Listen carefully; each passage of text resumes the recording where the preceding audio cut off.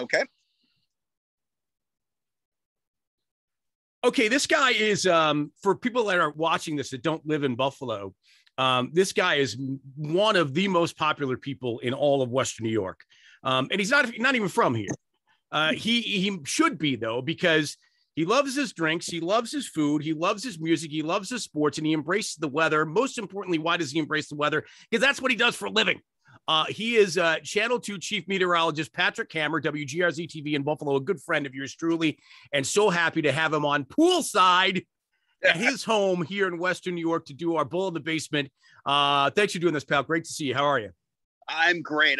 Thank you for that auspicious introduction. Don't know if I agree with you on all of that, but I appreciate it. By the way, speaking of weather, we are outside and the wind is going sideways. I want to make sure you can hear me okay. We got you. Just blew through here. So very quickly, let's start with this. I think there's a lot of people that if they don't know that think that your name is a stage name. Not true, correct? It is a true name. It is not my, in all honesty, it is not my true last name, but it is my middle name. It is the name on my birth certificate that was given to me because it was the maiden name of my grandmother, and it's Hammer. I have a different last name, which is Faye. I don't mind saying that. But when I got into the business so many years ago, my very first boss said, so about your name. I'm like, what about my name? They're like, well, Faye, it sounds kind of, let's just shall we say, light. I'm like, what's wrong with Faye? They're like, well, this is back in the mid 90s when this kind of thing maybe was more important. Bottom line, they're like, we want to maybe think of a name you can choose. And I went, okay, before we even start this conversation, my nickname all my life, my middle name is Hammer, and maybe you like that better. And this news director who, I can't even understand why this conversation even took place, said, well, let's go with that. So I'm like, okay. Now I'm green in the business, so I didn't put up a stink about it. I just went along with it. And it's fine, but that's where the name came from. That's cool. So a relative had the name Hammer, and so that clearly means you are from some Norse background, right? So that there's a Thor relationship or something somewhere. And the guy that picked on me in high school was Ragnar. So and by the way, and you worked in Minneapolis where the Vikings are. So that's Skull. Well, get this strange little thing of coincidence. So no, I'm not Nordic. I'm Irish, but I've got a little German in me. So my name is Patrick. I was born, as you know, Rich, on St. Patrick's Day, and I live on a street called Shamrock. Oh, come on. It's almost like, okay, this is too much. Like, you did this by design. I'm like, no, how the thought happened to be on Shamrock, and my parents happened to conceive me 9 months before St. Patrick's Day. So, what are you going to do? That is so good. That is so good. You, by the way, are an absolute glutton for punishment when it comes to, what you do for a living and where you lived, right? So you lived in Albuquerque, which is desert. You lived in Seattle, which is rain. You live in Minneapolis, which is cold. You live in Buffalo, which is snow. I mean, all you need basically is South Florida and the tropics to get you one for the thumb, right?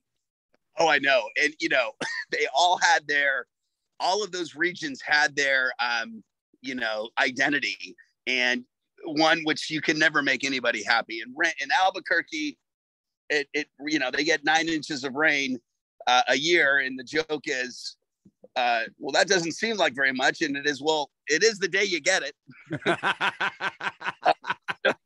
The rain in the monsoon, even though I lived in a part of New Mexico, which was farther to the north, which is beautiful and great snow and mountainous as well. In Seattle, I mean, it rains more in Buffalo than it does in Seattle. They get more rain. We get more rain here than they do, but they're just known for the relentless cloud cover and drizzle. And I mean, you promise sun and you don't get sun. I mean, they're gonna it's torches waiting for you. And then of course in Minneapolis, it's just, you know, the first flake of snow falls in November, and that flake of snow is still on the ground in April. You know, it just doesn't melt. You know, Buffalo gets more than twice, if not sometimes 3 times the amount of snow Minneapolis gets in a season. They just don't really have the thaws that we get. Yeah. Right? Yeah. And to your point about Seattle and the rain, which I think is interesting, it's kind of the same with Buffalo and snow, right? I mean, we get out totaled all the time now by places like Rochester and Syracuse, right?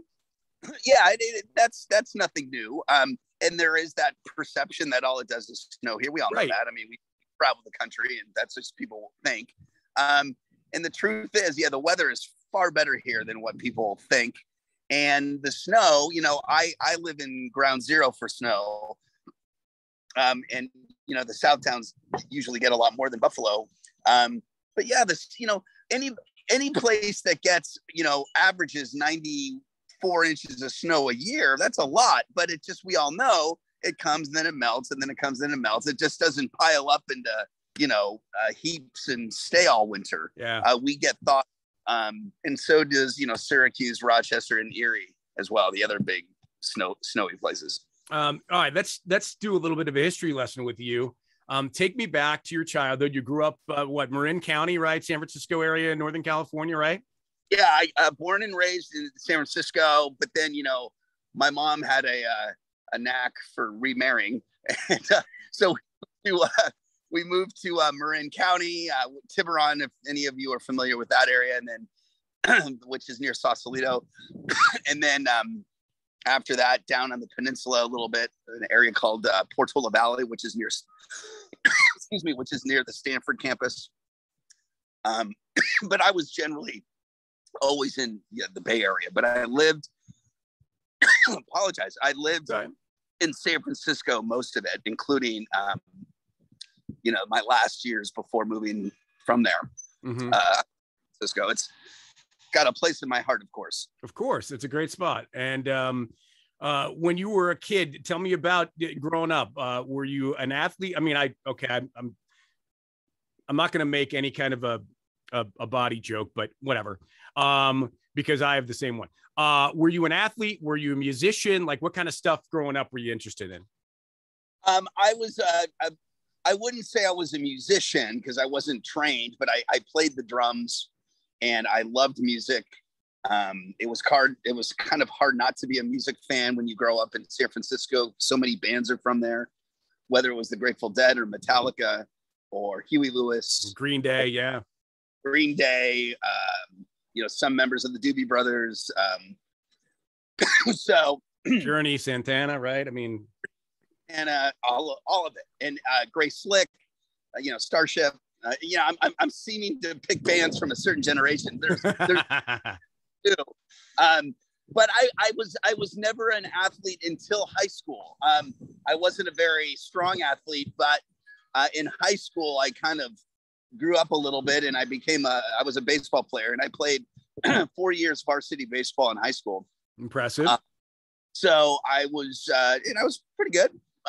The career stopped senior year, didn't do that, but so I was active in baseball and in music too, but no like theater or anything like that. Please tell me you were an A's fan and not a Giants fan. Oh, come on. I was a Giants fan. Oh, I mean, that yeah, hurts. If you grew up in San Francisco, the amount of, I don't know, you always just kind of felt, even though the A's had some good teams, you just kind of felt sorry for them because, you know, Candlestick and now, you know, the newer stadium would sell out every game or a lot of games, and the Oakland A's play in probably one of the worst stadiums in Major League Baseball.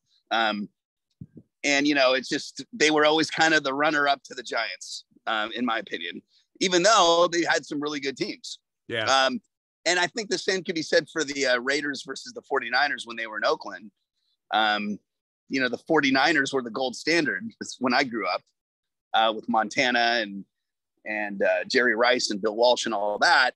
and the Raiders had already had their glory years with John Madden and Kenny Stabler and Ray Guy and those guys. And they were kind of more of the team of the 70s, Jim Plunkett, and then the 49ers were the team of the 80s and 90s.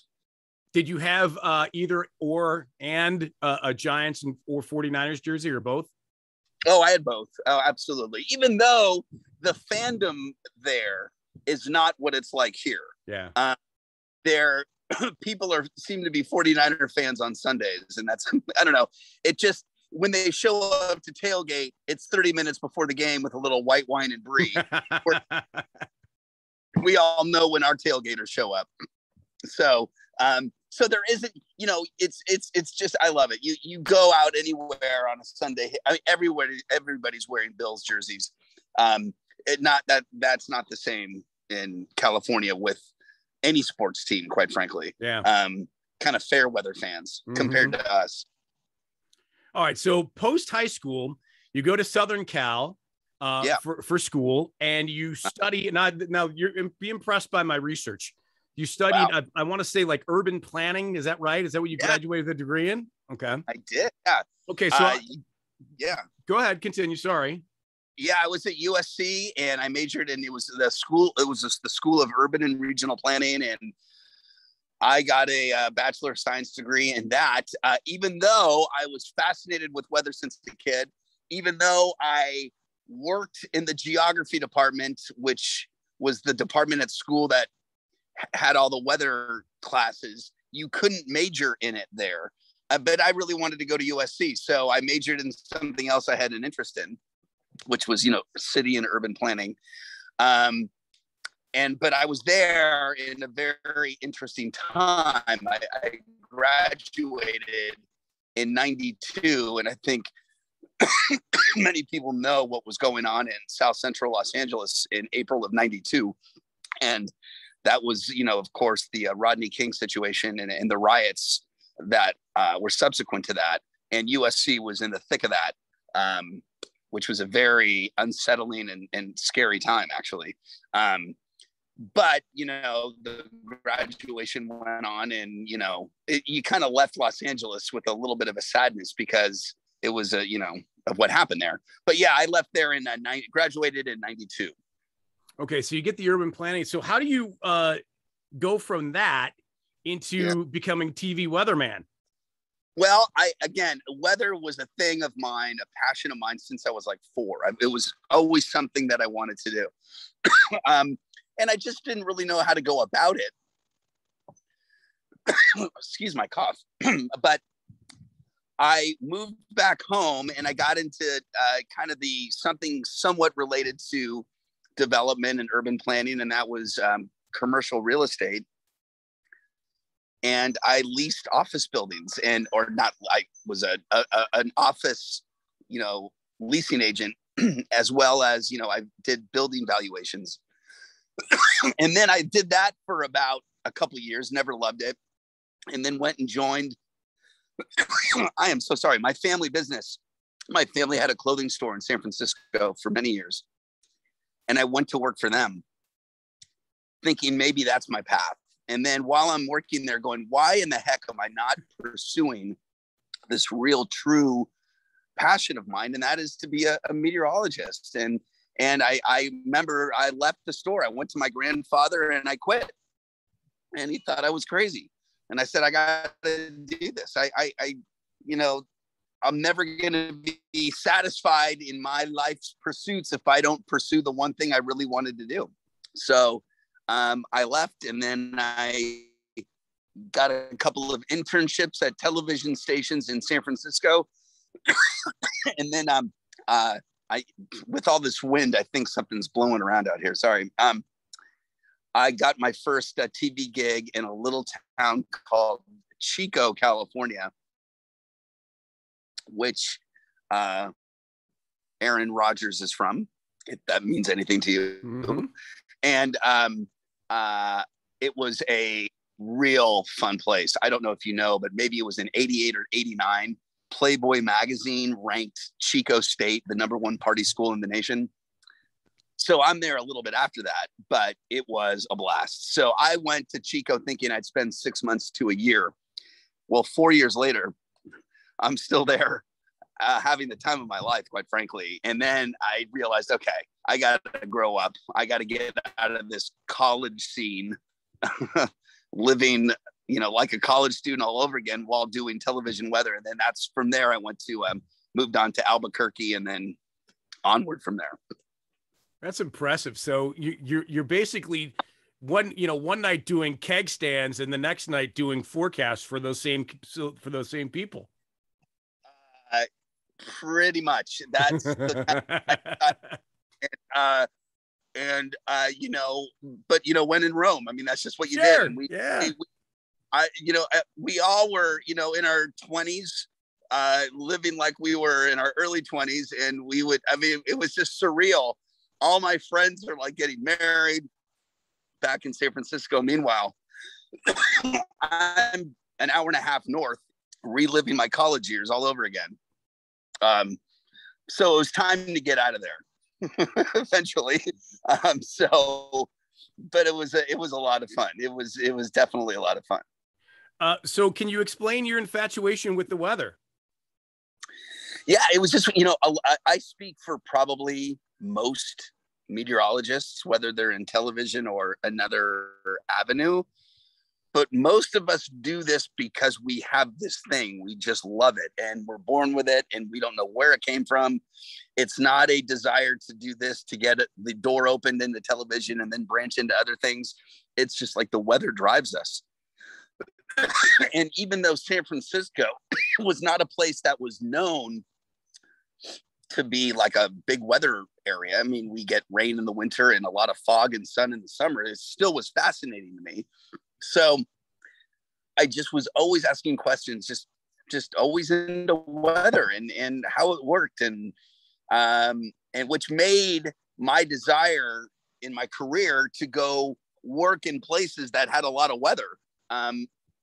Albuquerque may not be known for a ton of weather, but it had its unusual and fun stuff to track.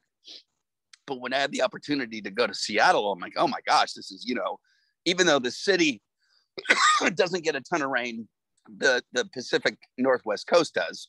And there's so many unique elements to the weather in Seattle and Portland. And then, of course, from there to Minneapolis, and oh my gosh, what's it like to track blizzards and tornadoes and all of that? And then I'll never forget the call. I'm in the backyard of my house in Minneapolis, and I get this call. I'm kind of looking to move on from Minneapolis, and it's the news director from WGRZ in Buffalo. And I'll admit, at first I was like, Buffalo, okay. And then in the back of my mind, I'm like, oh my God, this is like the Super Bowl of weather. This is where the things happen in Buffalo and Western New York that don't happen anywhere. And Lake Effect, of course, is what I'm referring to. And I was just like, oh my gosh, sign me up. I mean, at least let's get the interview. And, when I came to Buffalo for a pretty quick trip in the summer to interview, or in the spring, I was blown away. Let's be honest and let's just be real. Buffalo is not what you think it is when you haven't been here, or if you base it on what you hear. And I think that perception is changing. But I had this image of Buffalo, and when I got here, some of those things were true, but the people and getting a quick tour of the South Towns and downtown and the different neighborhoods. In fact, it was a foggy day, I'll never forget. And we're driving through Allentown, and, I'm seeing these beautiful old Victorian homes, and the fog is rolling off the lake, is rolling through the streets. And I'm like, oh my gosh, this seems like home. This is San Francisco, because San Francisco is known for its fog in Victorian homes. And it just seemed so familiar. And I'm like, oh my gosh, this is not going to feel like I'm a fish out of water. I feel like I already kind of know this place in a way. So that's kind of what started it all when I got the job. Let's see, it was in 2015. So 6 years ago. Yeah. And you've done a great job and people love you in Buffalo. That is for sure. Tell me about your connection to Tim Russert and how much that affected your decision, if at all. Well, no, it certainly did. And it's funny that you ask. I don't know him. I never met him. I certainly was a fan of his. However, both my mother and my aunt knew his wife, Orth. What's her first name? She was a magazine writer at the time, I believe, and has done many things. But they knew her growing up at Cal Berkeley before she met Tim Russert. So there was kind of this connection there that my mom knew his wife from college. And I remember where I was when I heard that he passed. It's so crazy. We all remember certain things, but I remember the street I was on in Minneapolis when I heard that he had passed away. And I was like so many other people was heartbroken. And now I just love going back and watching interviews he's given about growing up, the book he wrote about him and his dad, and then the sign off of almost every Meet the Press, Go Bills. I mean, God, it still gives you the chills, kind of, right? Yeah. Do you dare do or attempt, or is it even crossed your mind to do any type of whiteboard weather? Well, we've had to, every now and again the technology goes down, but that's what was so organic about him is just like, I don't need these fancy schmancy graphics. Let's just get the abacus out, let's get the board, and this is what Florida. But yeah, we've had to makeshift our forecast by drawing it sometimes on a piece of paper or something when our graphics have, kind of gone offline for whatever reason. So, but yeah, I was a big fan of his. Hey, how long did it take? Because I've been in plenty of television studios and I've never actually done it, I don't think. But how long did it take for you to get used to being in front of the green screen and looking? Because you guys rarely look to the camera. You are almost always looking to the side and then look this way, right? When you're doing, or you walk across the screen, you're doing it from the other way. How long did it take for you to get used to where your hands go on the map when you're actually not looking technically at the map, you're looking at a monitor? How long did it take you to get used to doing that? Think about it. How long did it take you in the radio business learn when to hit your post and all of the things that seem unfamiliar as a normal human? It's weird to work backwards in a mirror setting, and you just kind of do it enough, and it's just like, you just kind of learn to do it. It takes a little bit of time, but then all of a sudden it becomes natural. Yeah. But like anything, there are very unique things to any job, and it's just one of the things that you just do it over time. And I will say the thing you never quite get over is looking at yourself constantly on television, especially you get into a self-analysis phase, like, oh God, I need to lose 20 pounds, or this isn't my best day. That's sometimes a bit unsettling, but the presentation of the weather, just kind of, the one thing that we have the benefit of doing, and that's not what anchors do, is we don't have to read scripts. We just talk. Yeah. Reading scripts is a whole different thing. We're just having a conversation. So like in radio, same thing. Or in podcasting, you're just talking, and that's how you got to treat it. Well, and the benefit of not having to read a script is that no one can do a Ron Burgundy on you and put something in there that you weren't expecting. Oh, totally. I mean, they're falling for that. So the fact that they captured that kind of old joke and put it into a movie was classic, because that's happened before. Talk a little bit about, a lot of weather people make their fame, if you will, by doing live shots in weather events. So tell us, for you, what was maybe the most dramatic live shot weather event you ever had to do the weather in? I mean, you do the weather on the rooftop now in Buffalo, but well, I would say in all sorts of dramatic whether I was on a ski slope in Lake Tahoe, or I've done live shots everywhere. not everywhere, many places. Some have been to cover severe weather. Some were to cover post-storm tragedy. Some were to, but I think the most memorable was when I had to interview Santa Claus. And the problem is that he was sitting next to me, Santa. And this was many years ago. And I'm thanking Santa for being here, and I'm touching him on the knee. Well, I'm talking, and I continue to go ahead with we were out live at a farmer's market, and I'm talking to Santa and patting him on his knee, and kind of forgot that's what I was doing. And my padding started moving into a different portion of the leg. And so all of a sudden, my arm is moving up his leg, getting close to a place you don't want to be. And Santa is looking at the camera and then looking at the camera going, "Are you guys seeing this?" I didn't know. I was more worried about talking to the viewers. And so it wasn't until afterwards that we tossed it back to the studio. Everybody, and even the crowd, is dying laughing. Santa gets up and runs. But it was so funny. If you watched it, it was just terrible. And then I kind of had a somewhat silly, but an authentic reaction years ago here in Buffalo to a spider that appeared in one of our cameras, or one of our live cameras. I hate to say this, but this is all very YouTubeable because it went nuts when it happened. But we go to this live camera and a spider appears, and I kind of freak out. And because even though the spider's tiny, on television, it looks massive, and it's sitting right there.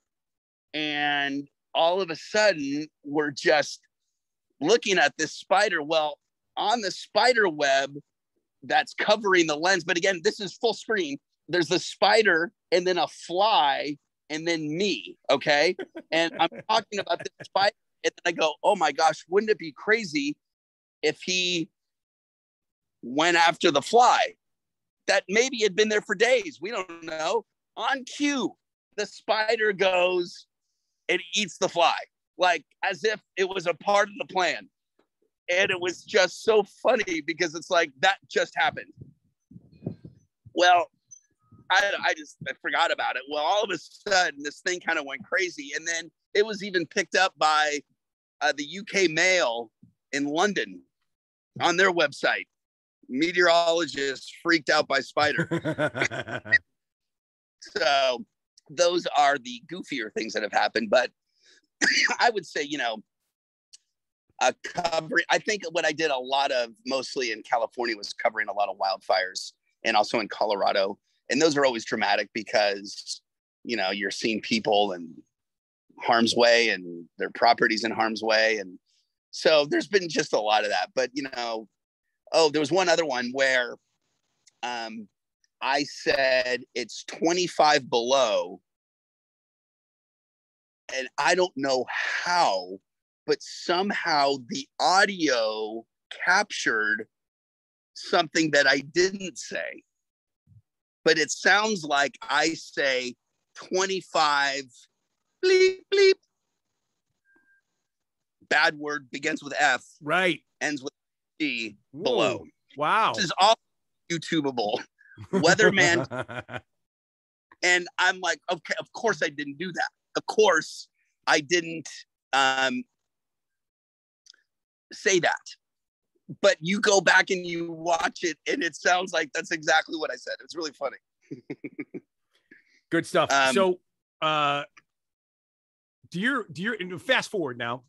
Yeah. Modern times, more contemporary times, like today. How often do your kids come home and just razz you and just give you a load of crap? Like, come on, Dad. Come on, man. All I hear about is your dad got it wrong today. My daughter, God bless her, hears about me sometimes at her school, and she just doesn't like it. People go, oh, you're, she's like, yeah. But the thing that razzles me the most, and I think he does it not knowing, but he does it maybe to get under my skin, but he does this genuinely. He'll be sitting next to me on the couch and he'll go, hey, Alexa, what's the weather today? Or what's the weather? Like, dude, I'm right here. And he's like, oh, yeah. Oh, Dad, great. What's the weather going to be like tomorrow? He does it over and over again. Like, it doesn't even occur to him to maybe ask me. No, they're both genuinely interested in weather, which is kind of cool. So we can kind of bond over that. But yeah, they'll hear that I said something stupid on the air or silly or thought it was funny and it wasn't. That kind of thing. Yeah, I hear from them. They add some kind of commentary almost daily. Like, Dad, you had one job. Yeah, exactly. Right? And this, I told me, you said, the word, you said it wouldn't snow and it didn't. And the storms came at 2 a.m. and you didn't tell us. And yeah, all the time. I hate to do this, and I'm breaking a lot of rules here because we're laughing and having so much fun. But I wanted to ask you sort of a serious question, going back to your urban planning education. Yeah. Now, granted, it was a long time ago, but I'm curious. Living in Buffalo, in knowing what everything looks like. I mean, have you even given any thought whatsoever? Are you so distanced away from it about stuff like Metro Rail or like the 190 on the riverfront, and why is it so close to the water? What? All kinds of stuff like that, right? The Skyway, like Outer Harbor. Are these things that you think about and have thought, man, we should do this, and this? Yeah, I do all the time. Thank you for asking. I think the city was planned, with its urban parks and its street layout. Olmsted, the architect or designer for Delaware Park. He also did Golden Gate Park in San Francisco. He did Central Park. I thought was a visionary, and I loved how the city was laid out. And then of course there were some, you can call them urban planning mistakes, the 33, the Kensington, the Sejaquada, those kind of cut up neighborhoods. Cities have been known to do that. Buffalo's not the only one. But when it comes to the waterfront, I've always felt that great cities that are near a water basin of some kind, whether it's an ocean or a lake, have a great relationship with the water. And we have such a rich history of commerce on the water. And there are times when I think of what some cities have done very successfully, and namely San Francisco, how they've really opened up their access to the water. Some of it was done from geological reasons, and that being San Francisco had this double-decker freeway called the Embarcadero that went around the city, and it basically blocked the view and cut the city off from the bay. Well, then the San Francisco 1989 Loma Prieta earthquake happened, and after that they had to tear it down, and it was the best thing they ever did. They're like, oh my gosh, the city can now see the water, and the water can see it. And then they've also got Crissy Field, which is this wonderful urban natural piece of property that blends, that's almost pristine in its natural setting in a city. And yes, I take Route 5 to work every day, and all I can think of is opportunity of exposing that to the residents of Western New York and tourists alike. And I understand there's a lot of environmental issues, and I understand there are those that feel it need to be left alone, or there are environmental concerns, whether it's bird migration or whatever. I wish that,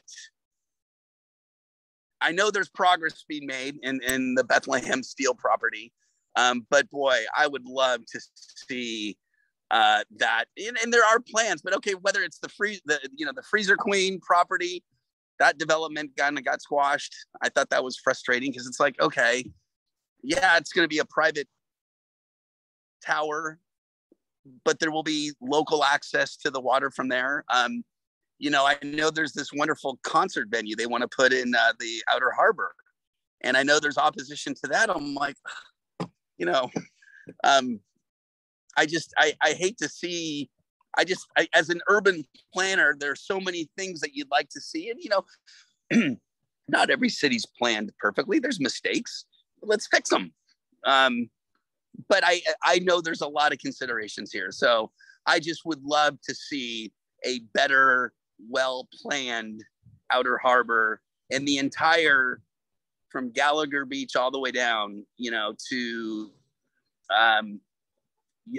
Canal Side, just have a better plan for all that. Yeah, I was curious what you thought about that. That's interesting. So are you one of those people that's favoring eventual destruction of the Skyway? That is different because I think sometimes, if you want to call them oddities, work. I personally, I'm a little bit more of Switzerland with that, because there are times I love driving on the Skyway. I love the views that you get. I love, driving into a bank of fog on that thing, or there's some things that the Skyway offer. And I gotta believe there are, we all know there's other plans for transportation into the city from the South towns, but I think some of the plans they had for the Skyway were fascinating, keeping it as a structure and using it for something else. So I'm not fully into the tear it down, but I could see it being used for something else. I know that sounds crazy, but there were plans to put a park up there. Why not? Yeah. But I also think that tearing it down could open up the area a little bit more. I just personally, I know not everybody feels this way, but sometimes leaving town, it's kind of exhilarating to drive up and then get that great view. Fair enough. I'm wearing a Grateful Dead t-shirt from a 1992 Rich Stadium show. Yep. You are a Deadhead. You and I share also a love for the band Genesis and prog rock, I think, in general. In fact, that right there is my Chester Thompson signed Seconds Out album from Genesis. Yeah. And that to me was the best live album. I just love that album. And, other drummers played on that. Of course, Phil Collins, but Bill Buford. But Chester Thompson, he was a great drummer with Genesis and other bands, but he started, or at least one of the bands was another band that I loved, was Frank Zappa. Not band. The Frank, Mothers of Invention. And he was I'm a big Frank Zappa fan, and he played with him. So I've been a Chester Thompson fan for a long time. So, Dad, jam bands, we know all this about you. What's your guilty music pleasure that maybe for people that don't know what you're famous for in terms of your musical likes? What would be your guilty pleasure that maybe someone would never think that you'd be into? Barbra Streisand. Good old Bab. There it is. I love Barbra Streisand. From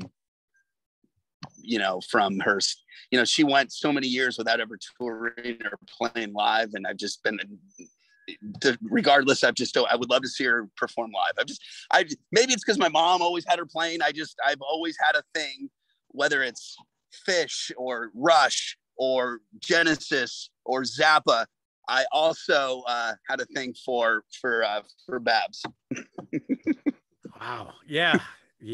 I never would have thought that. That's okay though. But that's all right.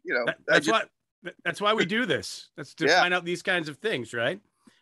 What's your favorite wing sauce? I would say I'm not a very saucy type of person, so I love the wings usually right out of the grill, usually a Parmesan garlic scenario.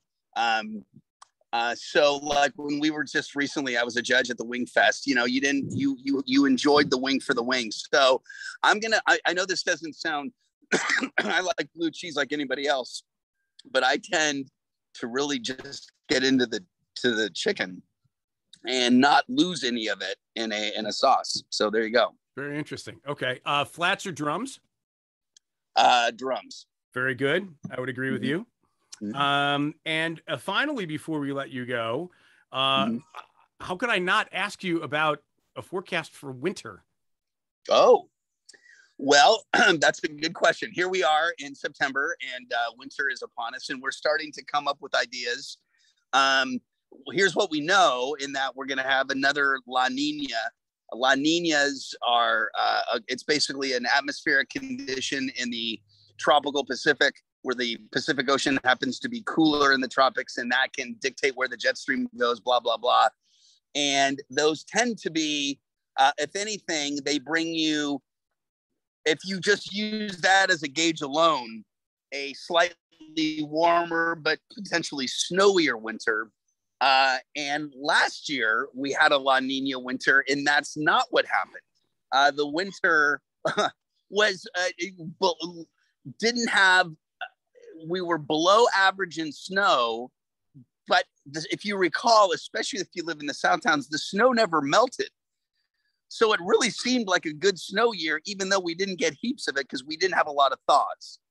I have a hunch that winter will get off to a fast start.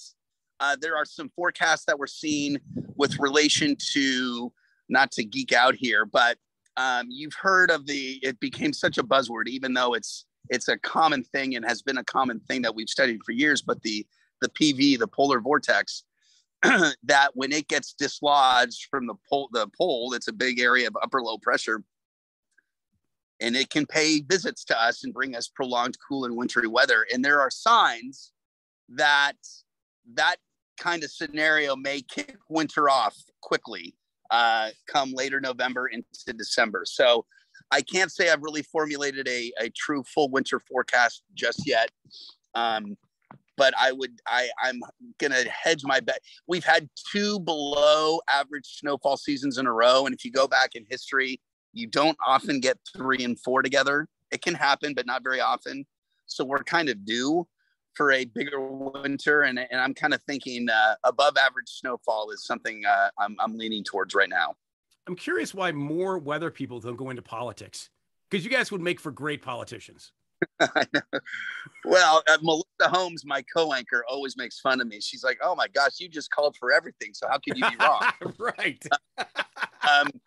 Or like, what did you just said, partly cloudy with a chance of shower. Well, that's it. That's all of it. Yeah. Well, we've got. Well, you could claim we could be good politicians because we got to sometimes get ourselves out of sticky situations and talk our way out of it sometimes, or do mea culpas, which, you got to have thick skin in this business. So that often comes with it. For sure.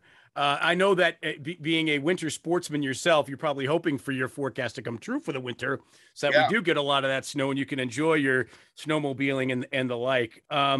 I love you, man. You're great, and you have fit in wonderfully. And like I said, they're very open to this. You are as Buffalo as can be for not being from here. So appreciate you saying that. Stay here as long as you'd like, my friend. Hey, we have no plans on going anywhere, and thank you for our friendship over the years, and thank you for having me on. This has been a lot of fun. Absolutely, man. All right, we'll talk to you, and thanks for doing this. All righty.